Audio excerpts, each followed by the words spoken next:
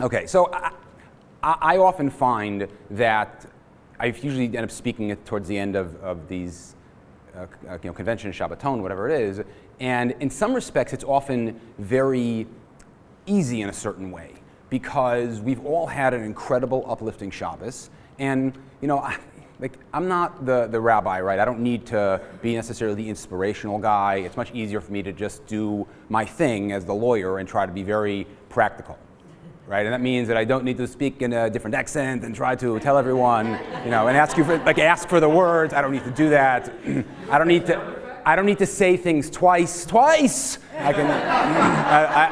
I can just say it once, and it's pretty. And my clients understand this, right? Because as a lawyer, right, I get paid hourly. They don't want me repeating myself. Which is a hard time. Which is actually hard when you want them to actually listen to you. Sometimes you need to tell them something twice, and okay, so whatever, you deal with it. But so for a Shabbaton, a weekend like this, normally again it's a little bit easy. It's like I kind of see my role as trying to package everything that we've experienced over the weekend and figure out what we're going to do with it come this afternoon, tomorrow, and onward. Where it's a little bit more challenging right now is there is a certain, I think, duality of emotion that we're all feeling, which is it was really amazing and was uplifting, but people are suffering right now. Our people are under attack. We're at war. It is hard. And I don't know about you, sometimes I even feel a little bit guilty if I'm in a good mood or happy because everyone's nodding, right? I mean, it's not just me, thank God, right? It's hard. Like, people are suffering and it's difficult, and we are doing everything that we can to try and identify with what our brothers and sisters in Israel are going through. And then on top of it, we want to feel like we're doing something. It is one of the most core elements of what it means to be a human being made in God's image is that you feel a very, very strong innate need to help, to be necessary. Right? You have to have a job that pays you really, really well, but it's like nobody cares what you're doing. It's just totally meaningless. But you're making a great living. But you won't last at it because ultimately you're going to feel like nobody cares. And that need to feel needed is a core part of who we are. And you can't just it doesn't matter. And so you kind of have all this going on where you're coming to a Shabbaton and you're feeling inspired and you're feeling amazing, and then you're feeling, but I shouldn't feel so amazing. I should be working harder to help other people, and I should feel sad. But I don't want to feel sad because I need to work on connecting to Hashem, and bitachon inherently, some respect, means being happy. It's just unbelievably challenging. And then to make matters worse, I don't make matters worse, but you're listening to, for example, Rabbi Fenger yesterday, right? He blew everyone away, right? But there's a certain aspect of the things that he was talking about that I'm a little bit removed from. I don't know about any of you. I'm pretty sure I will never end up in some ashram in India. Never say never, right? But probably not. Well, okay, that's great. So he was fantastic and said lots of wonderful things, but you kind of walk out and feel like, okay, that's great, but I'm going to go back to living in Long Island, New Jersey, wherever it is, and go back to my regular life, and it's not necessarily something that's easy to connect to and feel like it's doing something for you. To make matters even, again, sort of take it a step further, we hear and see some unbelievable stories of people doing unbelievable things for the Jewish people right now. Right? The stories are just nonstop. Whether it's the guy standing at the El Al counter in JFK, just swiping his credit card for every soldier that showed up. Right? I'm curious how often it took Amex to call and say, "Are you sure?" Another tip. Well, okay. Or people who are, even just the sending of the duffel bags. Or people who are traveling there to help. And for a lot of us, we feel, again, I want to do something, but that's not really me. And it sometimes can make us feel a little bit hard on ourselves, feel a little bit almost inadequate. And for whatever reason, that's just not me. I'm not doing that. But I want to, and so we disconnect from it, and it kind of ends up pushing us further back. It doesn't really do anything. Guilt that doesn't drive you to do something is just guilt. Now, the reality is this is not something that I just encountering now for the first time. Personally, I'm sure we've all seen this, but I've been in a couple situations where you meet somebody who's so unbelievable, but it's a little bit hard to really connect to them. So one of the trips to Israel was on a section, it was in 2021, and they had brought a few Israeli dads on this trip. And so I'm sitting on the bus next to a guy named Yaron. Some of you guys might have met him, this guy Yaron. And we're about the same age. And you sit in we're sitting on a long bus ride. We're sitting and talking about just the stuff that guys who just met who are the same age talk about, right?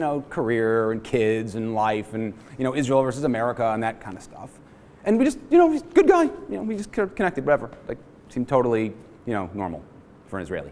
And I should not have said that. Okay, anyways, so then one night we did a camp out at the base of Masada. And it was, which by the way, when Israelis tell you they're going glamping, they don't mean what you think they mean. Okay, so we're out there camping and we're doing this it's like a bonfire or whatever, and Yaron gets up to speak. And we're just, all sitting there, sort of like, having a, relaxing time and just connecting. And Yaron starts speaking, and he starts telling us about the time when he was in Gaza in, I think it was 2006, and he had a period of time where for 45 straight days, he had a direct encounter with a terrorist. Somebody died every single time of those 45 days. Now, he, of course, was still telling the story, so, he made it through. He twice had to run back to base because he had been shot, bullet removed, back to the front line. And this was his experience. And I'm sitting here listening to this. Like, I just sat on the bus with this guy 2 days ago, talking about, challenges with raising kids. And it absolutely blew my, are you kidding me? And then, of course, he tells over the story. Many of you may have heard of a guy named Roe Klein. So Roe Klein, who was Yaron's, best friend, very, very close friend, who died in Lebanon in 2006. How did he die? He was a commander of a unit, and at one point they encountered some terrorists. They were under attack from a grenade attack. Grenade rolls into where Yaron and where Roe and his unit are standing. Roe jumps on the grenade, clears everyone out, says Shema, and it absorbs the explosion. Can you imagine? I can't even. I can't even. And Roe became the most popular name in Israel for a little while. There are schools, hospitals named after him. Just an incredible, incredible sacrifice. And we're listening to this story. And again, you're talking about, you guys who've been in this room who've been on these trips. No, we're sitting around this, there's 35, 40 guys in this group listening to this story. We're all kind of just, blown away. The next morning, we were hiking up Masada, and I was hiking up with another guy, and we were kind of recounting, oh my God, that story that we heard was incredible. And the guy says, Josh, I really was it was amazing. Really so inspirational. But I'll be honest with you, the guy said the story was unbelievably inspirational. But I'll be honest with you, Josh, what am I going to do about it? What in the world does it have to do with me? I'm never going to find myself in, some war zone encountering terrorists. I'm never going to find myself in a scenario where I need to act in that sort of heroic way. It just doesn't really do anything for me. Moving, yes. Practical impact on my life, not so much. And it's made a really, really strong impression on me because I kind of was struggling with it a little bit too because, I mean, again, I'm not going to find myself in that kind of scenario. And that's like, next level. Judah mentioned last night, superhero level. That's superhero level plus, to sacrifice yourself like that. And one of the things that, if you're paying attention to some of the stories that are coming around, not in the news so much, right? They don't report this stuff, of course. But if you're paying attention, like your WhatsApp feed or whatever it is, you're seeing stories of people who did things like this in what's been going on in Israel in the past few weeks. One of the stories I just saw this recently, was the story of a guy named Aner Shapiro. Maybe you've heard of him, maybe not. He was at the music festival. They found their way into one of the shelters that was there, and he was there with a bunch of friends and other people. And Hamas knew that there were people in this shelter, and they tried attacking, and they started throwing in grenades. And Aner tells his friends, I'm going to stand at the front. Every grenade that comes in, I'm just going to throw it back. You guys stay here. Right? He made it through the first 7. The 8th one got. You hear stories of unbelievable heroism, and it moves you. How can it not? But then what do you do with it? Like, how do you inculcate that and make it part of your life to make sure that you're actually changing and growing and living a life like that? Because when all you do is hear about it, what ends up happening? It starts to fade. Right? And part of the challenge we have is we're all trying to do stuff, and we're saying Tehillim every day, and it's unbelievable and it's fantastic, but it doesn't feel the same today like it did on October 8th. It just doesn't. And there's that disconnect, and it's like, and then you start to feel guilty about it again, right? That's where the guilt comes back in. And you want so much to grow from it, make sure you're doing something, but it's hard. It's very hard to do because it's hard to keep it with you, and you just feel like it's just, you kind of going through this, almost emotional roller coaster. And then at one point you start to feel guilty, like, why do I feel bad? Look how good I have it, and it makes it work. It's a challenge. So the reality is, this concept of feeling guilty, of feeling disconnected from awesome things that people do, it's not new. It actually goes back all the way to the beginning of us. Judah talked about this a little bit last night, so I want to focus on it. Avraham is told by Hashem, sacrifice your son Yitzchak. And he goes through with it. And it's unbelievable. The self-sacrifice, the willingness that Avraham had to do this is just awesome. But what does that have to do with me? I'm not in that position. I'm probably never going to be in a position like that. And so you see something amazing happen, and it's just like, okay. And again, we all have these situations like this. Like my grandfather was born in Chicago in 1908. Right, this is one of the reasons that I speak no Yiddish whatsoever, is because my grandparents were all born in the States, and their parents spoke Yiddish in the house only when they didn't want their kids to understand what they were talking about, so it didn't really, drop down. But that means 1908, think about that. My grandfather was basically a young married man during the Great Depression. And somehow, he was always Shomer Shabbos. Something we didn't really talk about that much at home. I don't know exactly what it was, how he did it. But the fact that he did that is, again, I can't relate to it. I don't have these problems. Right? I hang up on clients on Friday afternoon all the time. And yet, here he was. And we never talked about it, that's just what he did. If you have, if your parents are unbelievably accomplished, it can often feel like a little bit challenging to step into their shoes and fill your own purpose, because you just feel like, what do I have to offer? And it can be so almost demoralizing. Like, what are we supposed to do? And obviously, when you go back to Avram and the Akedah, stories are not in the Torah just to tell us what happened. That story is there. Right? Avram, we know, had 10 tests. They're not all there. The Torah does not explicitly talk about all of them.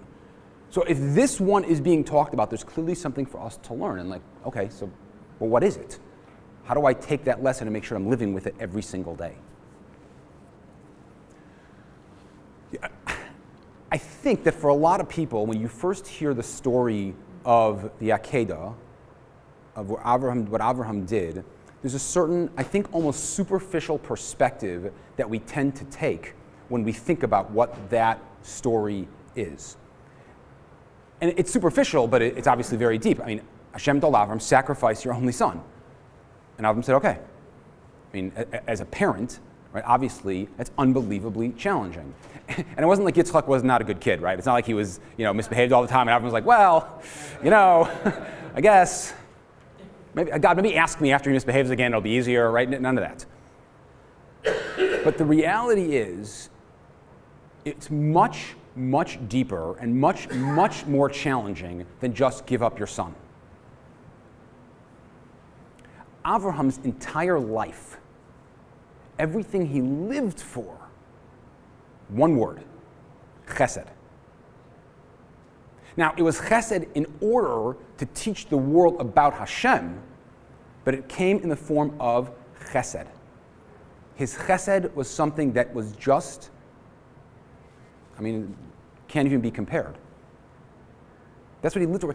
3 days after he had his bris milah, after circumcision, he's running out to have guests.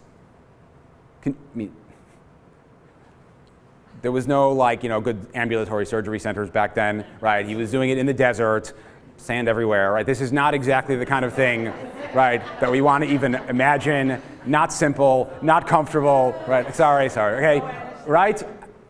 3 days later, trying to paint a vivid picture here, right? Too vivid, I guess. 3 days later, leaving Hashem behind, he's running to bring in some guests. That's what he lives for. And Hashem says to him, okay, so I gave you a son that you've waited for your entire life. I want you to sacrifice him. Hard enough. But you know what that also means? It means the entire purpose of your life, everything else that you have, you got to give that up too. If you sacrifice your son, do you think anybody's going to ever pay attention to a single thing you have to say ever again, especially about doing for others? Could you imagine the picture of Avram's running to bring in guests? People would look at him like, are you crazy? I'm going to come into your house after what you did? Everything he lived for, gone. His wife, probably would never talk to him again. Everyone he knew, Avram was one of the most famous people in the world. Right before social media, before anything else, he was, if there was Instagram back in Avraham's days, he would have had 50 million followers. Okay? He was huge. And to go and do something like that simply because Hashem says so and give it all up. What an incredible challenge. And Avraham says, okay. In fact, we'll talk about this a little bit later, but as Avram was traveling, was walking to where the Akedah was going to take place, the Satan tried to stop him, tried to convince him not to do it. And the first thing the Satan says to him is, old man, have you lost your mind? Wow. It's almost impossible to fathom. But yet, Avraham went through with it. Why? Because he said, Hashem wants something from me. I don't do all this. I'm not into chesed. I'm not into teaching people about Hashem for myself. Hashem wants me to do something. I'm going to do it. I will give up everything I've worked for. I will give up everything I have, everything I've ever wanted. I will give that up because that's what Hashem wants. It's the ultimate self-sacrifice. Avram was willing to give up his life. One of his earlier tests was Hashem put him in a position to give up his own life, and he did that no problem. This was more than that. He'd have to live with what he didn't have anymore. And he said, okay, Hashem, that's what you want. I'm in. I will do it. I will sacrifice who I am because that's what you want. You ever be in a situation where somebody says or does something to you, especially in public, that's embarrassing, that's like hurtful? Imagine you're standing around with a bunch of friends, and one of your friends just decides to take a pot shot at you just because it's funny at your expense. And what do you want to do? You want to react. You want to give it back as good as you got. And what do you do instead? Imagine if instead, you say, Hashem put me in this situation. He obviously wanted this to happen to me. Responding in kind like that is really not what Hashem wants from me. I'm going to hold back. I'm not going to do it. I'm going to sacrifice my sense of self, my own confidence, my ego, because Hashem, that's what you want. It may seem like a smaller scale, but it's actually the same thing that Avraham did. It may seem weird to us, like how can it be? Hashem said, Avraham, I want you to give up everything. Avraham said, no problem. Hashem gives us an opportunity. He says, you know what? I've put you in a situation where you're dealing with something that's painful, that means you're giving up a little bit of your sense of self, your sense of control, because that's what I want you to do. And now you have the opportunity to say, okay, you're doing the same thing Avraham did. Rabbi Klein jumps on a grenade because that's what he needed to do. He needed to sacrifice himself to save others. You're in a situation where you're about to explode because somebody upset you in a meaningful, deep, and hurtful way, and instead of exploding and letting it go, you're jumping on your own grenade. Maybe it's figuratively, but it's actually the same basic concept. It's self-sacrifice because that's what Hashem wants from us. You're fighting your battle. You're not over there. For whatever reason, Hashem wanted us here. But we're going through something that is a smaller scale, but it's actually the same thing. And these opportunities actually come up all the time. And so for each and every one of us, we can look to Avraham, we can look to Rowie Klein, we can look to Aner Shapiro, and we can say, I've got my opportunity too. But we have to be thinking about it. But the fact is, these moments are here for us throughout our lives, throughout our day, to self-sacrifice. Say, Hashem, I'm with you. Now, again, it seems like a little bit of a smaller scale, like not that big a deal, right? Nobody's posting on Instagram that oh my gosh, I was with somebody and they didn't lose their temper. Amazing. Really, that's if you meet somebody like that, by the way, make them your friend. But we're not going to see that, and so it feels like it's actually maybe it's not such a big deal. Although it could be that actually, because of the type of test that we're talking about, that maybe we just have our perspectives a little bit skewed. Beginning of last week's Parsha, the first test that we see the Torah explicitly talk about with Avraham, Hashem tells Avraham to move. And the words that he uses are, Lech Lecha. And all the commentators, Rashi kind of has to jump in, like, what exactly is Hashem talking about when he says Lech Lecha? And so Rashi gives his explanation, because it's kind of an interesting choice, interesting phraseology. Last week's parsha, we read yesterday, when Hashem tells Avram to go to the Akedah, what does he say to him? He says, Lech Lecha. Again, for one of his earlier tests, his last test, Hashem uses the same words to introduce to Avram, I want you to take this test. I want you to show me your commitment. So the Medrash asks, what on the surface seems like an insane question. This test said Lech Lecha.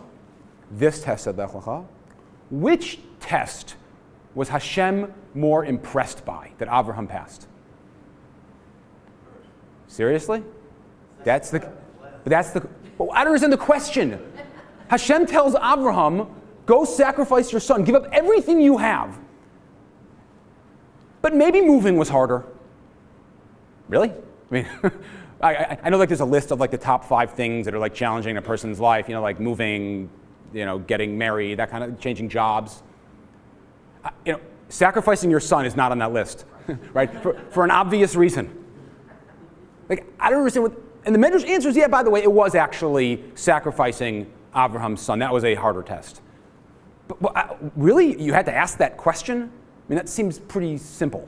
What exactly is the Medrash even getting at? Why would you think that moving, as hard as it may have been, but how could that have been harder than sacrificing your son?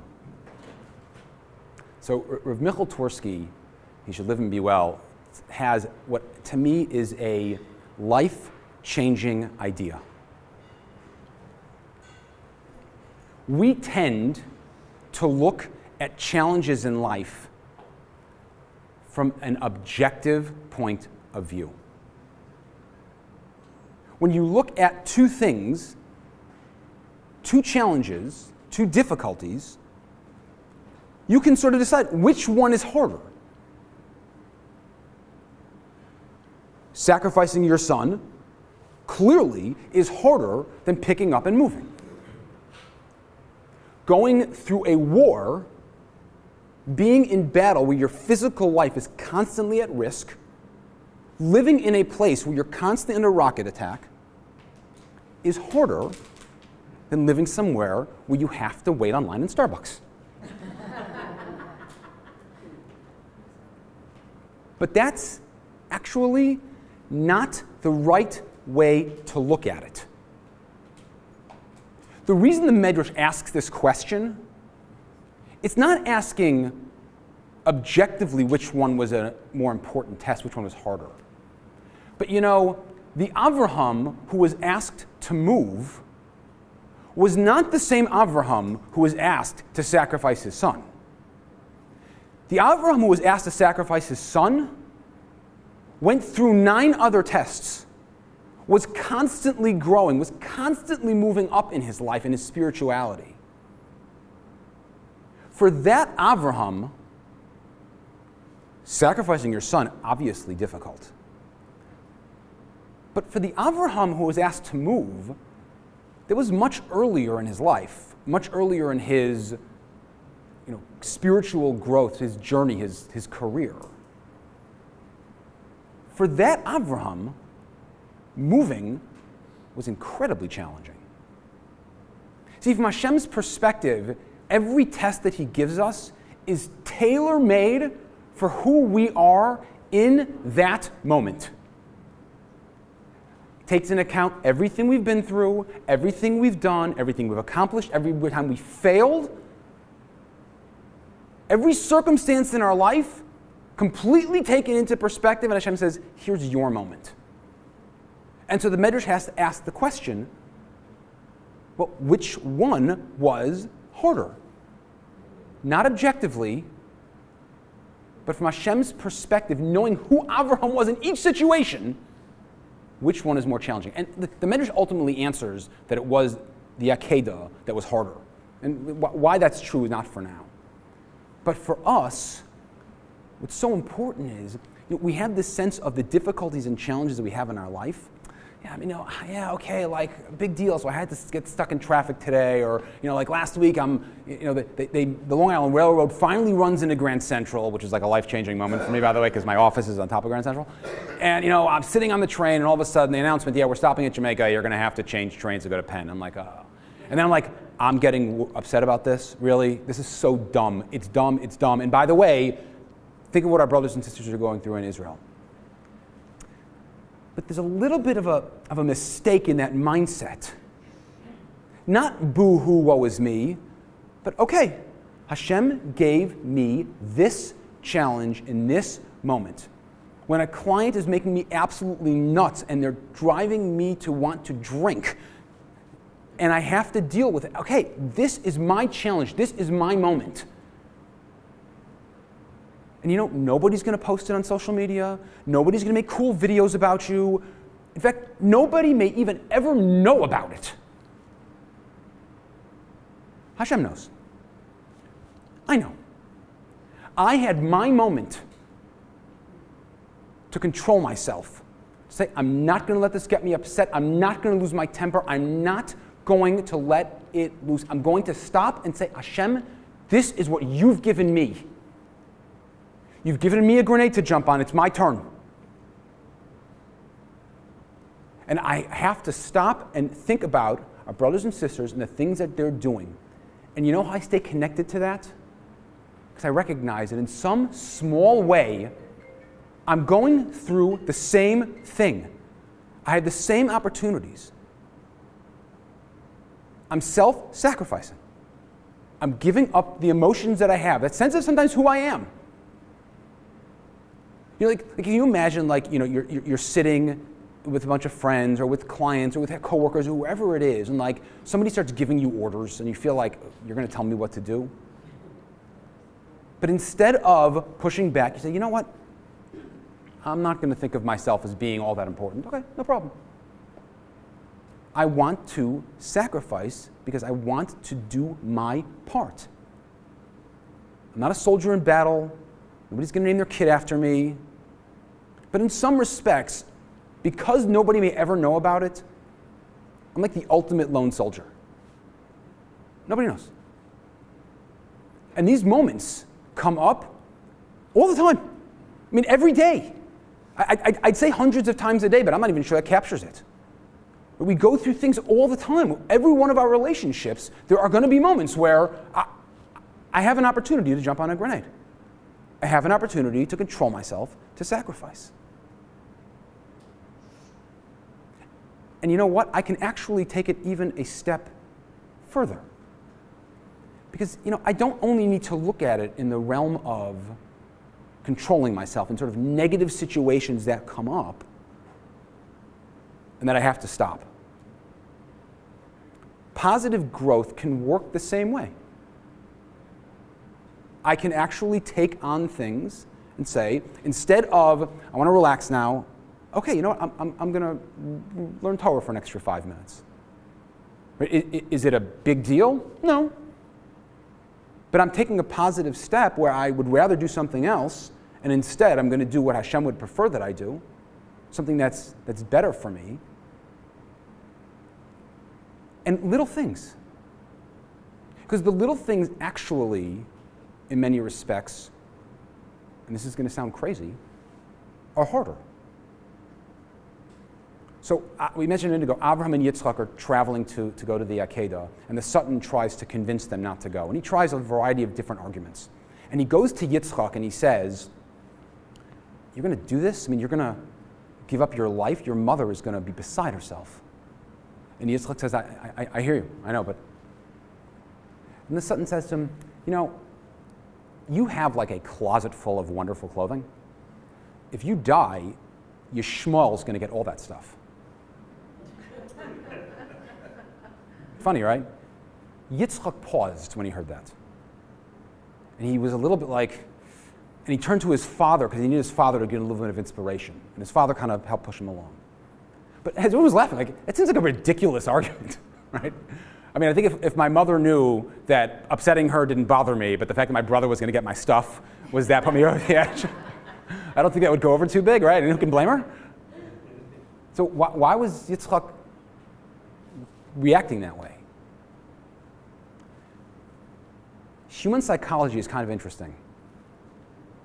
Big things, we often step up big, in big ways. Somebody needs a kidney, someone I've never even met, I'm in. Somebody cuts in front of me a line while I'm waiting for my omelet? Oh no. Why is that? Because the big things, we see them as big. And maybe it's because we think that people, again, will write books about us and will tell stories about us, or it's just because we recognize the enormity of the moment and we want to step into it. But the small stuff, because it's so common, we don't think of it as important. And we pass up these constant opportunities to be awesome. You can jump to the end and the big stuff, and that's great. But the little things along the way, you miss out.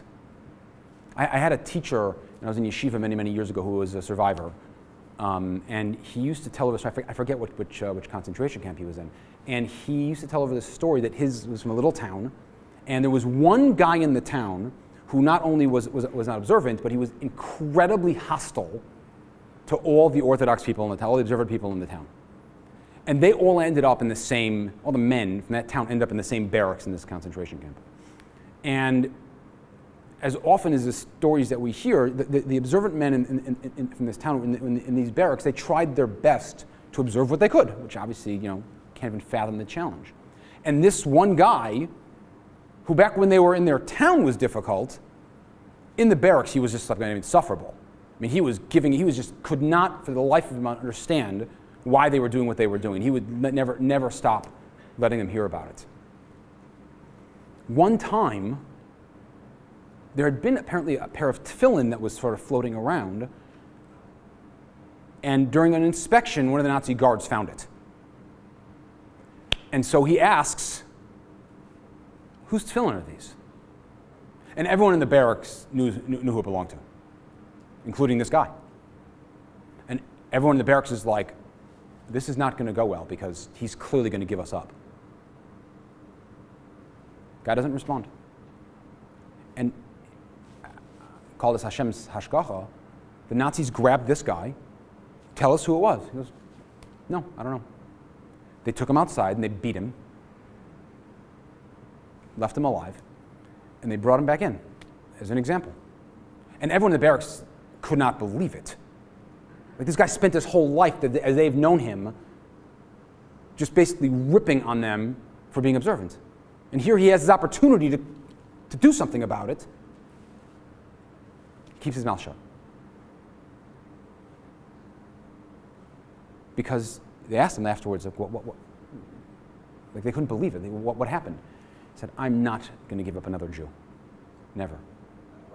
I'm not going to give up another Jew. Which is unbelievable. It's, incredible. But you know what? He also missed out on tons of little opportunities every day. Like, that big stuff, we'll step into it. But the little things, whether it's controlling ourselves or the little things that we can do to grow positively, we just don't often do it. Because it's not that important. We don't see the benefit in it. We don't realize that, by the way, you do these little things every single day, they add up. In a big, big way. But if we don't take advantage of the opportunities, both to control ourselves from negative things and to do the positive,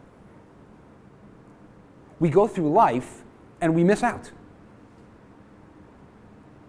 And what's crazy is, especially when it comes to the negative stuff, you're going through it anyways. You're having these challenges. There's nothing you can do about them happening. But if you take advantage of them to grow through them, it actually starts to make everything else way easier. One of the best bits of advice I ever got from one of my mentors, so I was working on a deal, I may have told this story before. I'm working on a deal which to this day, this deal was in 2014, to this day this was the most challenging deal I've ever worked on. My client was crazy. The company he invested in was a disaster, and nothing was going well. It was terrible. And I'm sitting in my mentor and partner's office. It's probably like, 11 o'clock at night, and I'm sort of like beside myself. I just don't know what to do anymore. And so my mentor says to me, Josh, let me tell you one thing. Don't forget this moment, because I'm telling you, you have a long career ahead of you, and this is going to happen again. And every time this happens, you can tell yourself, I've been through this before, I've done it, I can do it again. And part of the reason that was the hardest deal I ever worked on is because I've had harder deals since then, but I try every time, okay, I've been through this before, it's challenging, I can stop crying now, and it'll be okay. I'm not sure why you're laughing, that's actually not a joke. We go through these moments, they're there, they're happening no matter what. And we can either take something from it and grow from them and sacrifice and jump on our grenade, or we can live through the explosion and go through it again.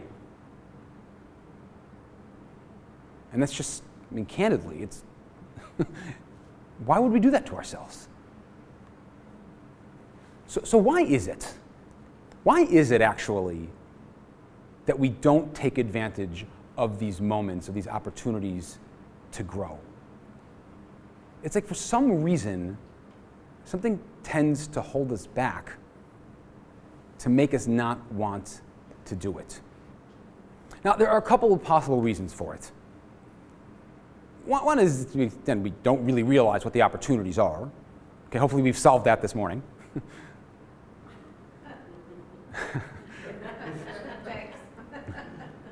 But there's other reasons I think why this happens that actually are a little bit more challenging.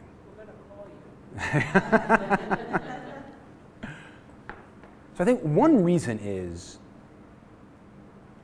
that we don't train. We don't prep.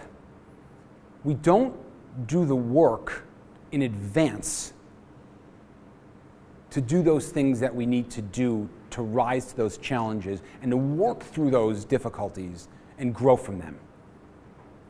You can be the most thoughtful person in the world. If you don't have a plan, it's going to be tough to get through it. You know, I think this is I probably shouldn't be doing this. I think this is a Mike Tyson quote channeling Sun Tzu, right? Everybody's got a plan until they get punched in the face, right? You can have the best idea, the best thoughts, the knowledge, I know what I need to do, but if you're not working and preparing yourself for it, you're toast. And part of that is just mental preparation. I mean, can you imagine if you spent 5 minutes every morning telling yourself and telling Hashem, okay, I'm going to have challenges today, I'm going to have difficulties, I can't control them, I can control my reaction, Hashem, help me do that, and now I'm ready. The more you do that, the more you prep yourself, the more your instincts will kick in when things are not going well. And you'll have times where you get it and times where you don't. But at least you're ready. At least you're in the game. Right? You put your uniform on and you're going out to battle and you know what you're heading into. But if you don't prep, you're not going to be able to get there. And I think there's one other really important concept that we need to just be mindful of, especially in the area of positive growth. If you want to really help yourself to take the things that we've learned over the last 2 days and actually bring it forward, you have to be honest with yourself. And here's what I mean. So Avraham, Yitzchak, they're traveling to the Akedah. The Satan says to Avraham, old man, have you lost your mind? Avraham says, no, I know exactly what I'm doing it anyways. And then the Satan says something really fascinating to him. He goes, so let me get this straight. You're going to take your son now and kill him. Okay. What's Hashem going to ask you to do tomorrow? Are you going to be able to do that? And Avram says, yeah. But what's the Satan asking him? I mean, who cares about tomorrow? He's got something crazy in front of him right now. Why would he worry about tomorrow? But he was getting at something that goes to the core of our psychology, which is, I have something in front of me now. I can do what I think, but if I do that, what kind of person does that make me going forward? Like, I'm not this super religious, super growth-oriented person. I could spend 5 minutes learning Torah that I wasn't doing yesterday. Oh, but if I do that, that means I'm one of those people. A person who learns Torah, or a person who learns Torah on the train, or a person who spends extra time saying Tehillim. I'm not that kind of person. Well, since I'm not that kind of person, why would I do this? We get in our own way from growth because we don't stop and look at what's in front of us now. We look at what's down the road. I'm not that person, right? It's like you go to the gym and you think to yourself, okay, I want to exercise. And you see some guy lifting weights and he's lifting 200 pounds. Like, I can never do that. So you know what? Why bother with the 20? I'm not going to do the 200. I'm done. And you stop at the juice bar and go home, right? We prevent ourselves from growth because instead of focusing on the minute that's in front of us, the moment that we have, the thing that we know we can accomplish, well, what's that going to make me? And I'm not that guy. I'm not that woman. Why am I doing that? And so we do nothing. Step by step. There's a story that's told of one of the Hasidic Rebbes that he saw his grandson outside playing with a bunch of friends. And his grandson was destined to be a Rebbe himself. And there's like a plank of wood laying against the wall. It's like on an angle. And the boys are taking turns trying to run up and get up as high as they can. And all of his friends got like a few steps up, and then they fell. And his grandson gets there and goes straight to the top. And so afterwards, he asked his grandson, how did you do that? He said, well, all of my friends were looking up at the top, and they got part of the way there. And they go, I'm never going to get all the way up there, and they fell. I looked at one step at a time. One step at a time, until I got to the top. If we grow one step at a time and not worry about where it's going to lead, I don't know. I don't know what kind of person it's going to make me. I have no idea where I'm going to become. But I know that right now I can do this. I can overcome this challenge. I can spend a little bit extra time doing something that I haven't done until now. That's where growth comes from. That's where we change ourselves. How, where, why, where's it going to lead? I have absolutely no idea. And you know what? I don't need to know. It doesn't matter.